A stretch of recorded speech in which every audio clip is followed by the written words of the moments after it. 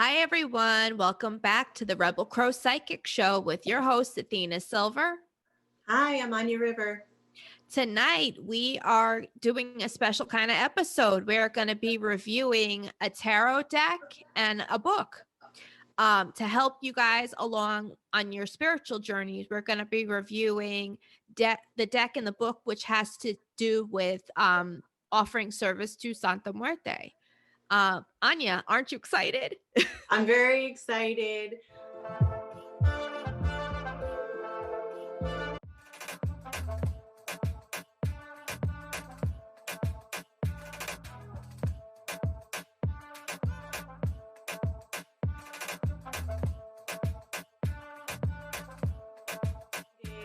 I have this beautiful deck, Santa Muerte Tarot by,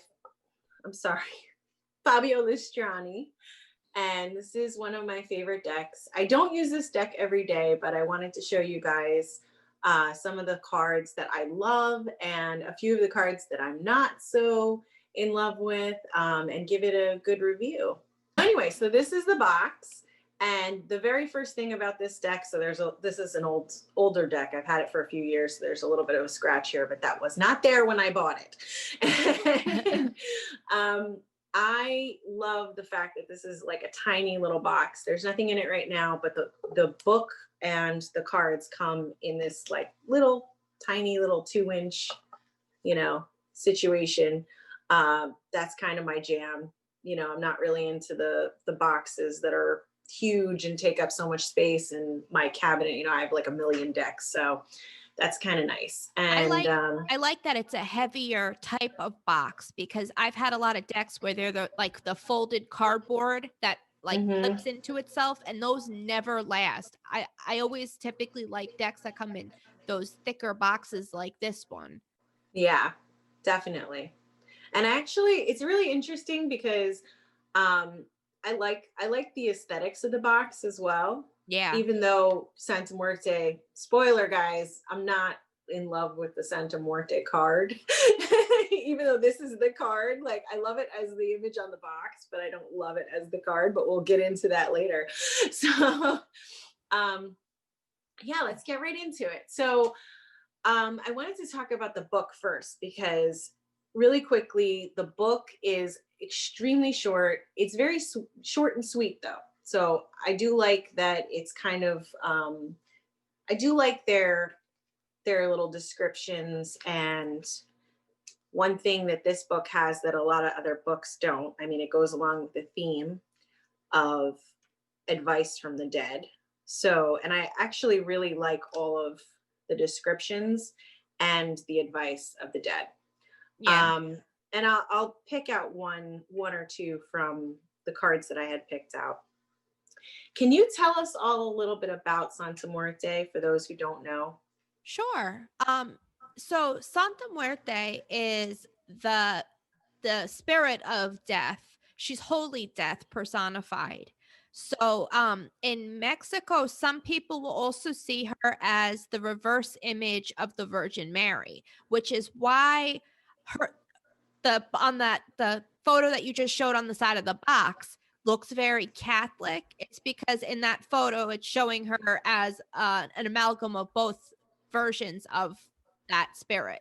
Right. The Santa Muerte Holy Death side and the Virgin Mary, a lot of times with Our Lady Guadalupe.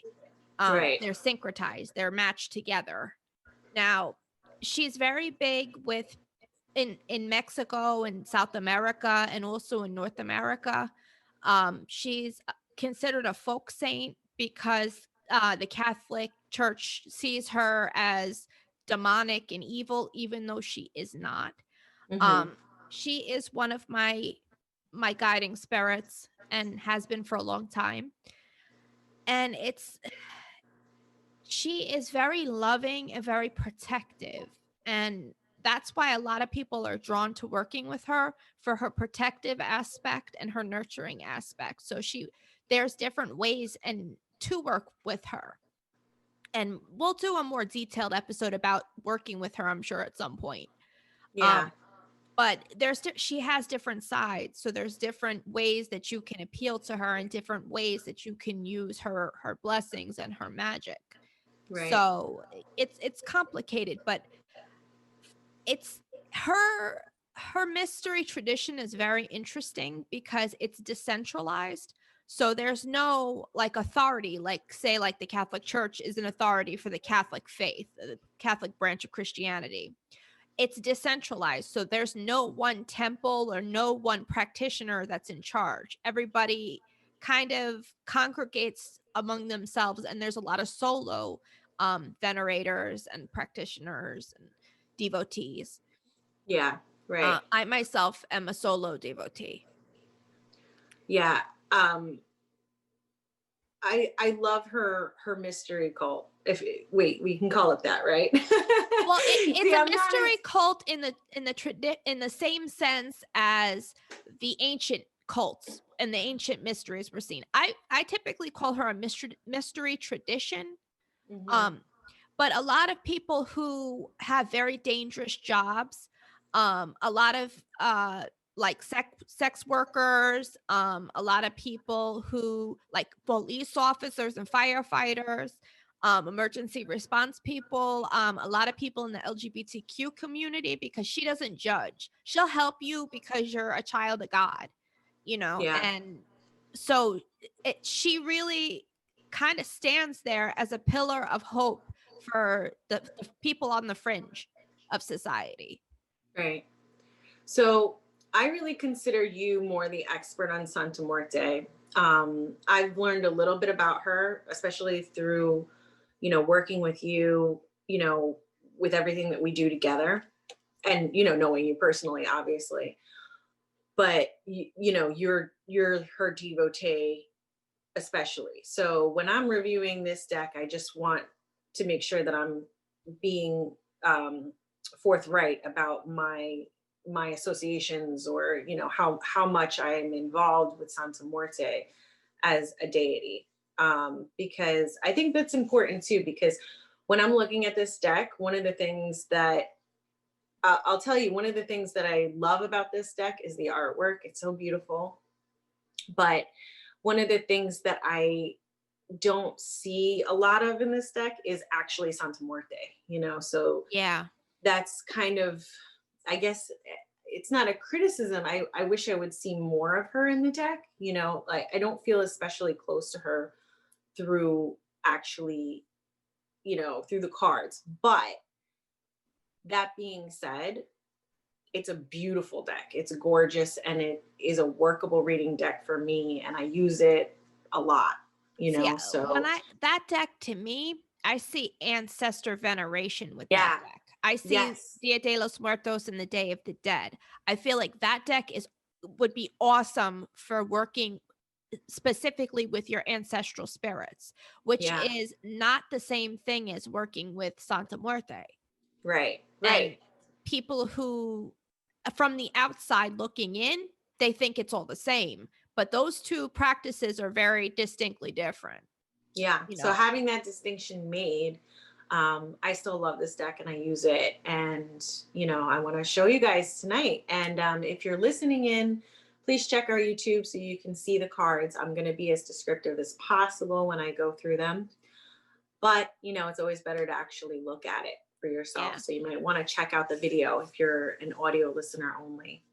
Anyway, so I'm not going through every single card, but I picked out some that I really, really love, and I'm going to talk about just a couple of things. Let's start with the Magician. So this is the Magician. Oh, I Uh, like that. I picked out a lot of cards that are actually very similar to the Rider Waite deck. I really like the cards that, that are very close to that. It's not the aesthetic, but the same kind of imagery and symbols. And this one is, you can see, is pretty close. I love We that have the card because to me it screams curandero, like really, traditional healer. And yeah, just by what he's wearing, how his table is set, you can see the plants with him and the candles. And, this man is ready to work with spirit and energy and help people.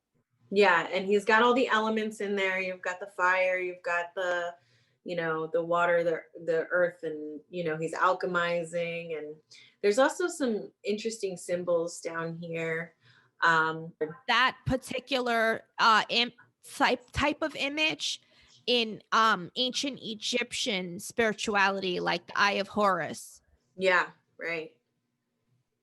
So that's so there's a lot of, like indigenous, like imagery in that deck, which I really like, yes, because I don't yeah. see that. You don't see that a lot in tarot decks in general. You'll see a couple of different Native American decks, but they're never like tribal, like one specific tribal base. Back to what you said about the one cup pouring into another, that actually has been found at archaeological sites all throughout Mesoamerica. That was an Really?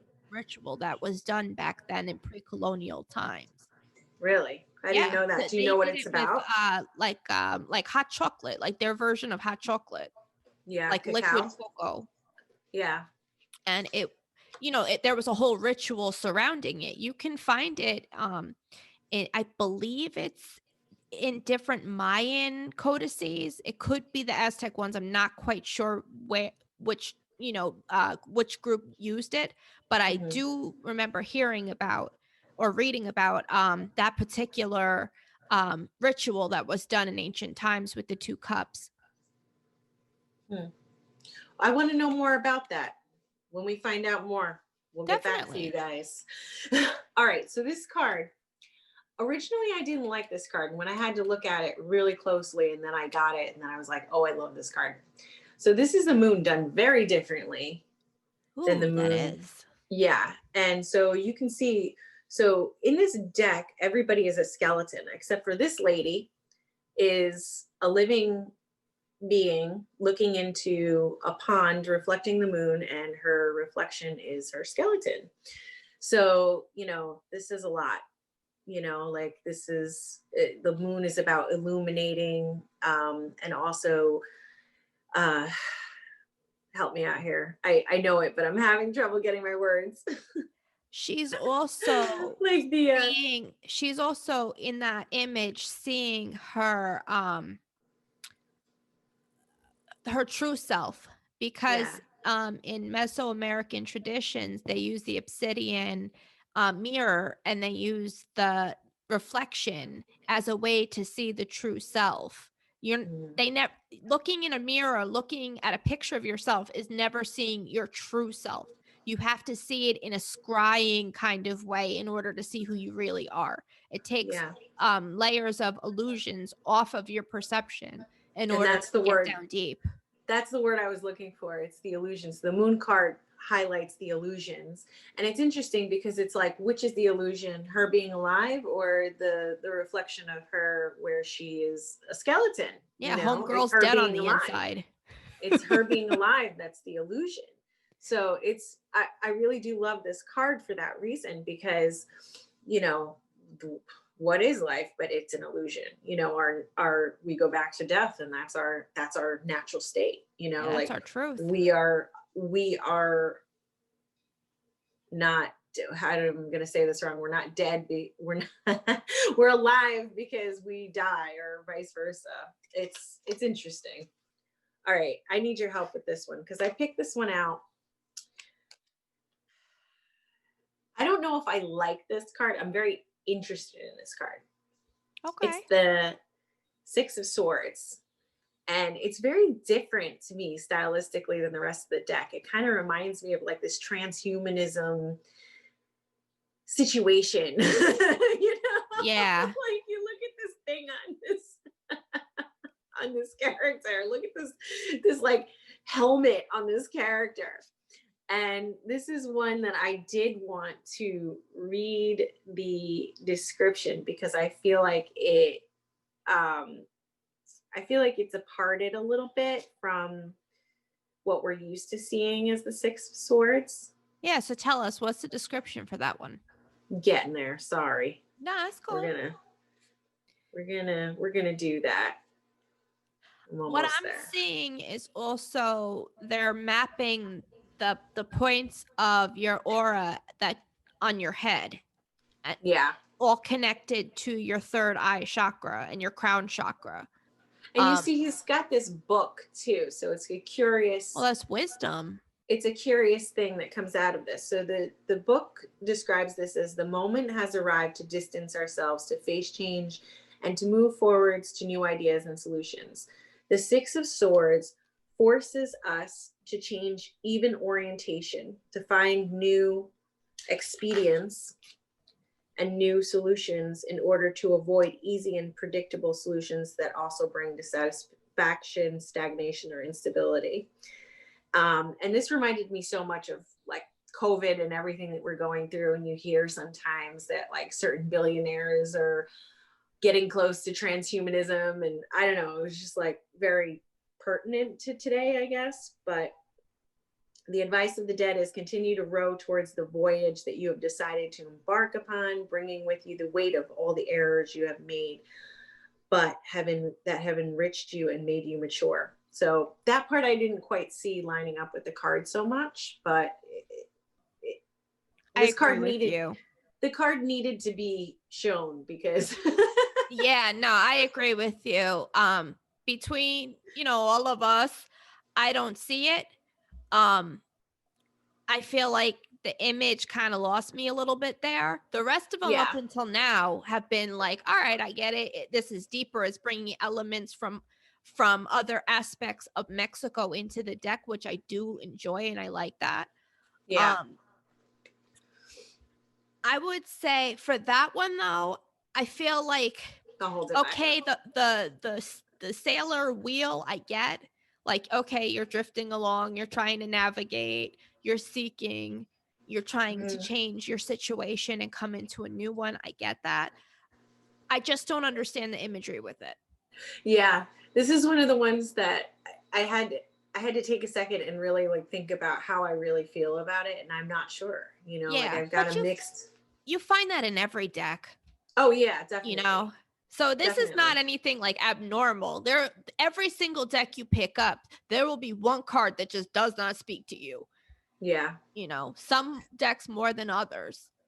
Okay, well, this one really does speak to me. I love the ones in all of this deck. So all four. That is pretty.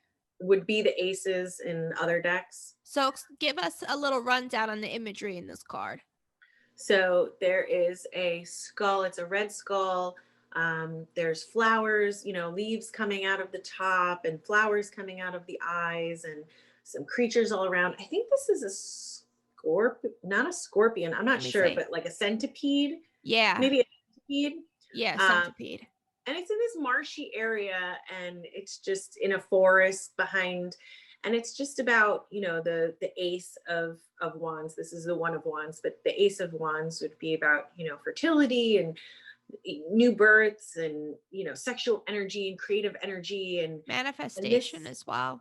Manifestation. This card really just screams all of that to me, but done in such a way like, I would think that the aces, the ones would be really hard to do, but I love the way that this deck expresses the ones, the aces. Yeah. I love all of them. Like they're really, really well done. And it's a simple, like the aces tend to be like really simple illustrations, but these somehow this transcends so much the more. Rider-Waite, in my opinion. Yeah. Oh yeah, very much so. This is like the high-end boutique version of the cards. Yeah. And it really just does this deck like, it's the highlight for me. It's really great. So give us your overall feeling on this deck. Is this a must-buy type of deck? Is this a deck if you've got the money splurge, or is this a deck of can take it or leave it for you? I think it's a must-buy. I don't think it's an everyday deck, but I do think it's a must-buy considering that there's a lot of decks out there that you maybe would love the aesthetics of, but all of, I have a few decks like this where all of the suits cards are just repeats, like it's almost Yeah. like filler, and in this deck, you're going to find, like, I love the cups, the color, this azure color of the cups suit. And, just this beautiful, diverse imagery, very lush, like I love nature Yeah. decks, and this includes a lot of natural, scenery, and it's just very edgy. I will say that one of the things that I don't love is the court cards. Yeah. That was on, I didn't pick out any court cards to show, but like I really feel like I want to see more, like the court cards kind of all feel the same to me. So that's a con for this deck for me personally. Yeah. Um, I just want to see more. I want to see some more differentiation between the court cards, Yeah. and they all kind of feel really similar. I'm going to show you one more that I like. I picked out more, but I don't want to spend too much time. This is like one of my favorites. This is the Nine of Pentacles. And Ooh, I like that. it's this clock with a swinging pendulum. And it's, again, it does bring in the idea of like, things are going to be good, things are going to be bad, the swinging pendulum, but time fixes everything. And it's a departure, definitely a departure from the Rider Waite, but it's one that I think worked out really well. I think it also speaks of how nature reclaims its territory in time. Oh, hell yeah. That's a great interpretation. Like Absolutely. if you leave something outside long enough, especially if you think about it in the Mesoamerican perspective, the nature overtook so many of the sacred sites and the historical sites there that people didn't even know that there was pyramids a mile in front of them. That's crazy. I can't believe that. No. Yeah. Oh yeah. Learning about like Tikal and like Chichen Itza, people didn't really even know that there were like these sites were as vast as they were because the jungle came and encroached right over it. Yeah. For me, I would say I like the deck. I think it's a must-have if you are working with ancestor veneration, and especially if you have Mesoamerican ancestry, that deck is really going to speak to you. Yeah. Anybody who's working within like the curanderismo tradition, you're going to want to work with this deck. Yeah. The one thing for me, I would caution any beginner tarot readers. This deck might be a little bit difficult for you to read. And if you read Marseille, this deck might be difficult. Yeah. If you're reading Rider Waite, this is obviously a Rider Waite derivative deck, which makes it a bit easier. It's just, this is to me more of an intermediate deck. Like you've been reading along, for a while, the basic imagery and you can kind of pick and see it. If you don't have that Rider Waite base, it's going to be a little bit longer and a little bit more difficult for you to really get a good handle on it. Is it because of the issue that some are very close to Rider Waite and then some deviate so much? Yes. Yeah. At least because that's my opinion. The ones that deviate are going to be very specific to this deck, and you're not going to find it anywhere else. So whereas like a lot of decks are Rider Waite derived, so they're going to be pretty close, consistent. Yeah. It's going to be close to the imagery. That's why I would say this is an intermediate deck, is because you've got to know that basic imagery to get a working knowledge of this deck.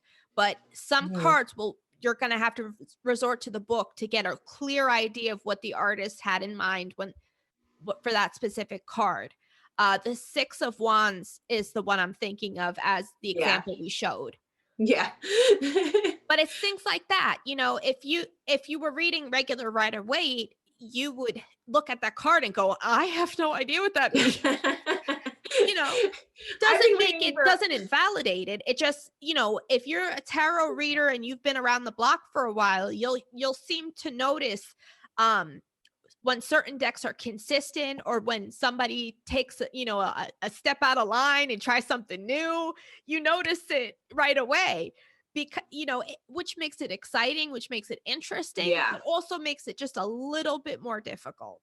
Yeah, I think artists, I'm of the opinion that artists should always take risks when it comes to tarot. I guess if it goes too far, then it's probably not tarot anymore. It's probably oracle, but that's also fine. I have some oracle decks that I love, Yeah. I don't usually use oracle for divination for other people, but you know, sometimes every once in a while I'll break one out for myself. Well, I believe that there's also a Santa Muerte oracle deck roaming around out there too. Maybe Oh, we'll do an unboxing on it at some point. we have to. Absolutely. Well, So, why don't we move on to the book review? yeah, let's do it. All right. So, this is going to be hard Why?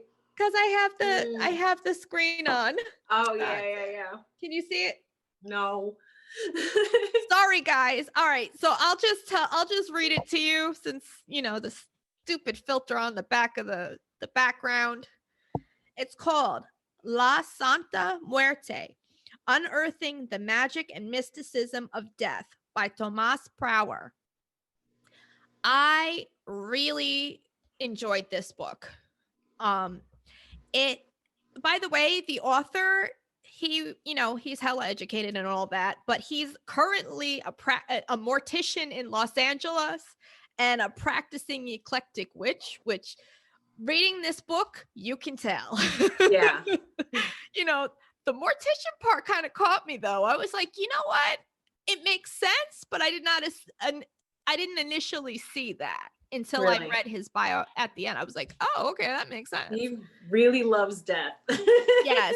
You know what it is? It's when you are called by death, when you are called to work with like La Santa Muerte, you are interested in the mystery of death. So everything about death is interesting to you. Yeah. You're trying to unlock a secret that nobody has been able to unlock. You're trying to learn what lies underneath it and behind it.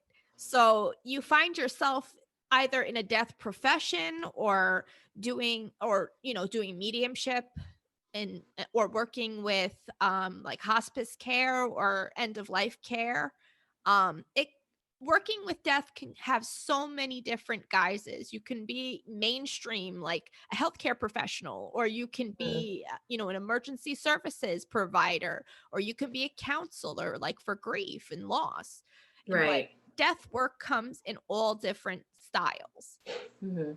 What I liked about this book, it gives an extremely good history when it comes to the cult, the mystery tradition of working with holy death. Now, this book takes it one step further, and they go through mythology, death mythology from different parts of the world, different cultures, and it shows you the different parallels that these different cultures have when they look at death and when they look at spirit and when they look at what happens beyond. And a lot of them have a spirit or a saint or a deity that works specifically with death. For the ancient Greeks, they had Hecate. For let me think. I mean, even Jesus, one of his guys is working with death through the crucifixion and the resurrection. Mm-hmm. So, and his miracle with raising the dead man, So throughout all of history, throughout all these different cultures, we work with death, whether it's one-on-one like it used to be, like, through family practices and preparing your family member for the afterlife or preparing their body, which we don't typically do anymore, especially not in the United States. Right. But all this affects how we view death, how we view the spirit of death, how we view our own spirits and our own souls and our own mortality. So this book was really interesting on that end of it. You can tell that he did a lot of research. This is a very well-written book. Yeah.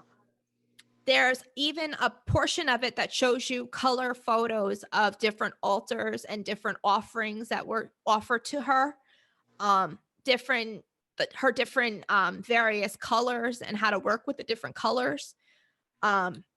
when you work with Santa Muerte, working with her colors is working with her different aspects. What are So her colors? you might work with her black color, which is protection. You might Mhm. work with her red color, which is like passion and love, and lust too. Mhm. You know, or you may work with her white um aspect, which is for healing and cleansing and renewal.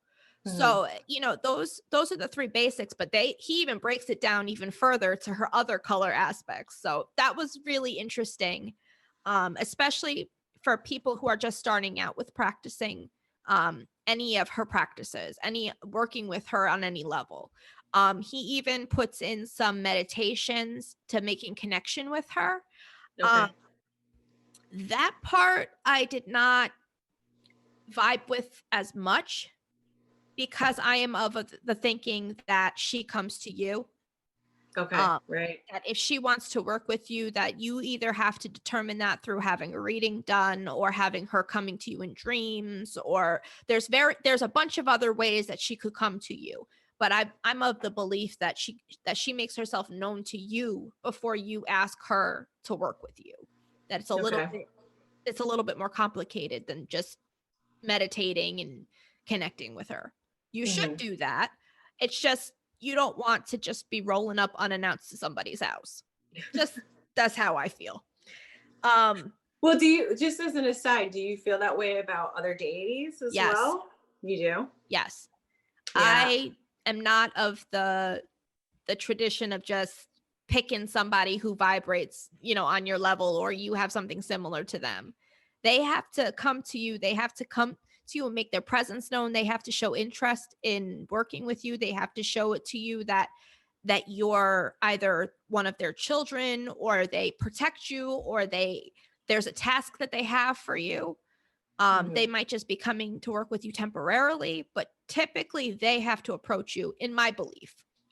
I'm a little bit different. I'm just going to interject here because I don't Sure. I don't disagree with what you're saying is your belief. I just feel differently about it where I think that you as a person who is looking to work with a certain deity or even a planet, that you can start a relationship with that deity or planet, maybe slowly, Yeah, but but there's typically a reason why. And it's typically because they want to work with you first. maybe. It But if may you be on just a don't see subconscious it, level that you're not consciously aware of. yeah, but that would still count as like, oh, I really want to work with this specific deity. Let me start a relationship and make offering and, study this deity or study this energy entity, whatever it might be. So just a little bit different. I don't know. Well, it's different depending on the tradition that you work within. So it really Yeah. depends on how you identify, how you practice, what the traditional ways of that tradition is. You Hmm. know, it's different for everybody. I'm just of the belief that the spirit wants to work with you first before you engage them.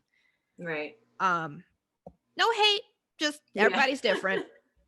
Yeah. So Definitely. Just different opinions. yeah, yeah. So I like that the book also has a section that's devoted to offerings, to the herbs that she prefers, to the smokes that she prefers, to the offerings that she prefers, um which flowers mean what, which crystals mean what. It's very detailed. He gives a really good section on that. Hmm. um and you can tell that a lot of thought was put in there. What are her herbs? Can I just ask? I'm sorry. Yeah, it's fine. She likes patchouli and rosemary. Tobacco is big for her. Mhm. Let me, you know what? I think honeysuckle is another one. Dandelion, cinnamon, cherry, chocolate is a big one.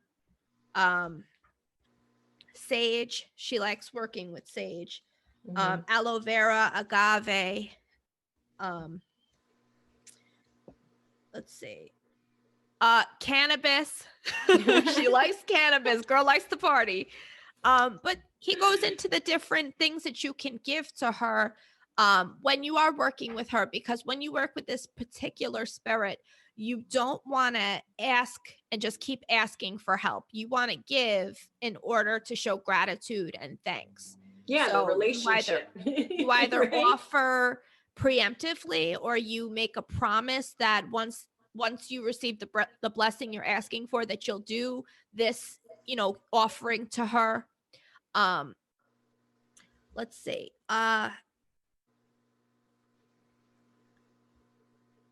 That's pretty much what I have for the pros.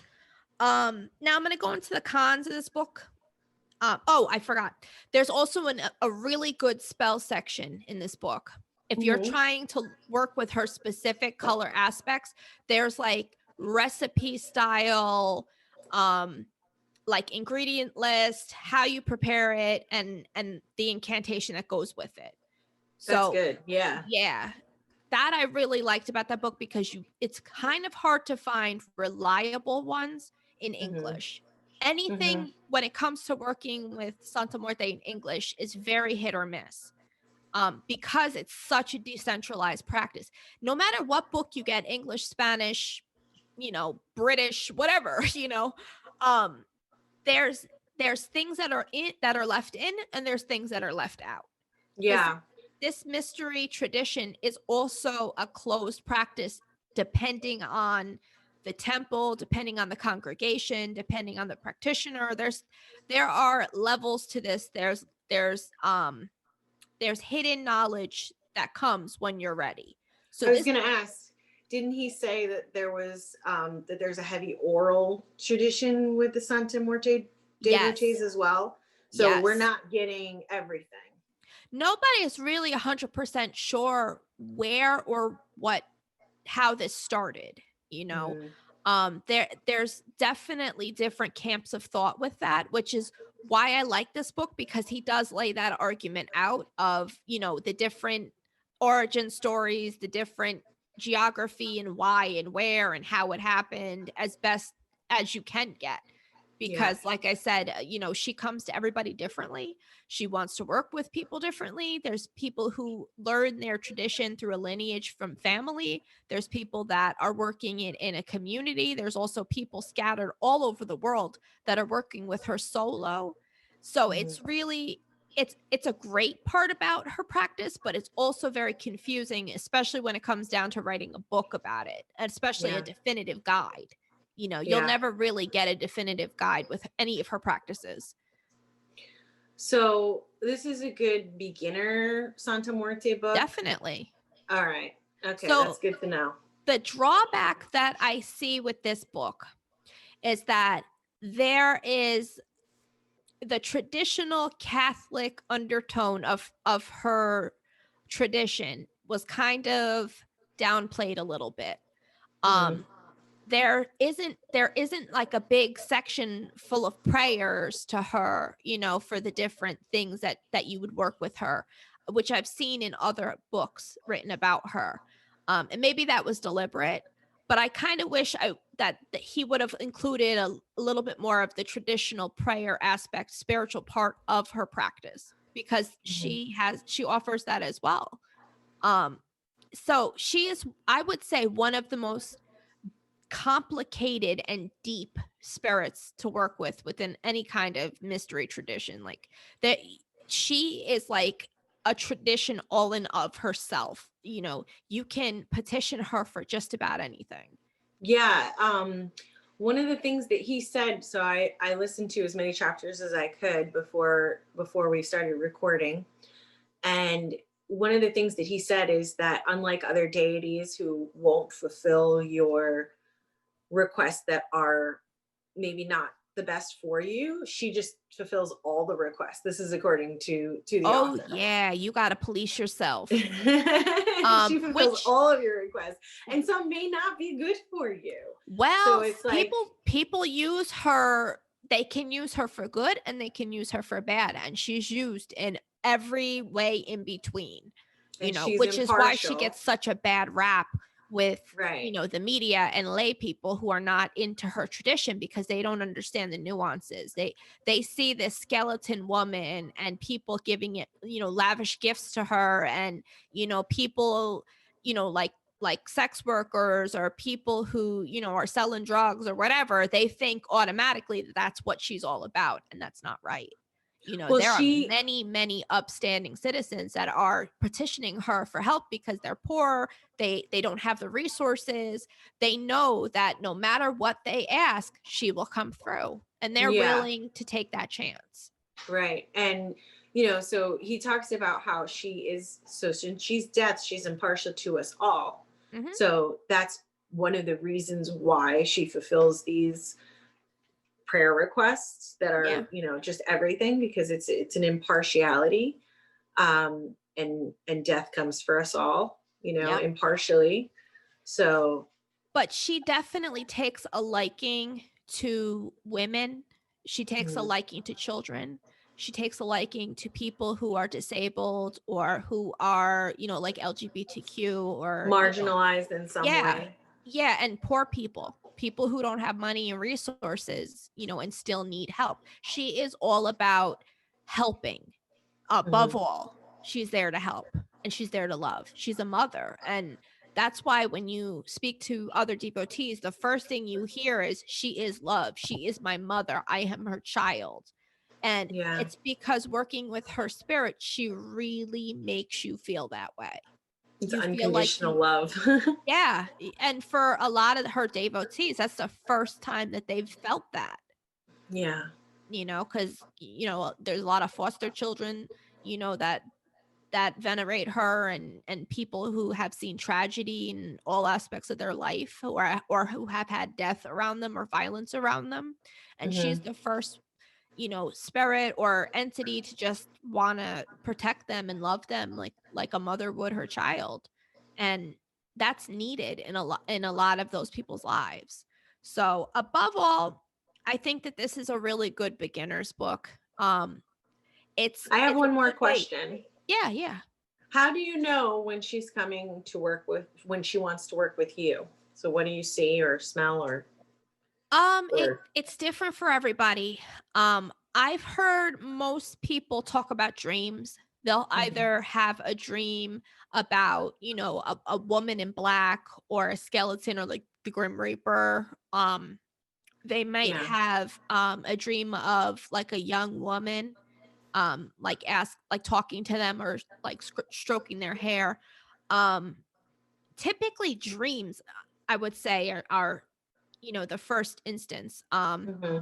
If you have a lot of death around you, that there's been a lot of people around you, even from a very young age, that have passed away, um, a lot of times it's because you're meant to work with her. It helps you to understand your experiences and put them into perspective. Also, having a reading done, or like a spiritual investigation to see what spirits are around you. Yeah. Um, yeah, like having like a deep dive into your spiritual court. She does turn up for some people. um Also, if you see signs of her everywhere and you just feel so drawn to her, like for some unexplained reason, have a reading.